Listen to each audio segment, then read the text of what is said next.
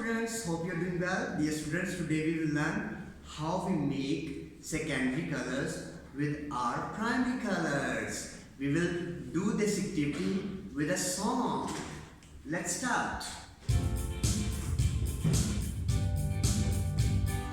One, two, three, go. There are three basic colors for you.